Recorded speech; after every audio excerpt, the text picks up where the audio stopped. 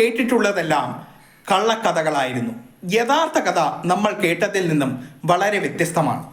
പറഞ്ഞു വന്നത് അസുരകുലത്തിൽ പിറന്നുകൊണ്ട് ദേവന്മാരുടെ രാജാവായ ഇന്ദ്രപദവി വഹിച്ച മഹാബലിയുടെ കഥയാണ്. നമ്മൾ ഇതുവരെ കേട്ടിട്ടുള്ളതെല്ലാം പകുതി കഥകൾ മാത്രമാണ്. എന്നാൽ യഥാർത്ഥത്തിലുള്ള മുഴുവൻ കഥയും നമ്മളോട് ആരും പറഞ്ഞു തന്നിട്ടില്ല. വാമനൻ ചെന്ന് മഹാബലിയോട് 3 അടി മണ്ണ് യാചിക്കുന്നു. ആദ്യത്തെ അടി കൊണ്ട് ഭൂമി അളക്കുന്നു, രണ്ടാമത്തെ അടി കൊണ്ട് ആകാശം അളക്കുന്നു, മൂന്നാമത്തെ അടിക്ക് മഹാബലി ശിരസ് നമിക്കുന്നു എന്നുള്ളത് വരെ ശരിയാണ്. എന്നാൽ അതിനപ്പുറം സംഭവിച്ച എന്താണ്? മഹാബലിയെ സത്യത്തിൽ സുതലം എന്ന ലോകത്തിലേക്കാണ് അയക്കുന്നത്. അവിടെ മഹാബലിയുടെ കാവൽക്കാരനായി, മഹാബലിയുടെ കൊട്ടാരത്തിന്റെ കാവൽക്കാരനായി നിൽക്കുന്നത് സാക്ഷാൽ വാമനമൂർത്തി തന്നെയാണ്.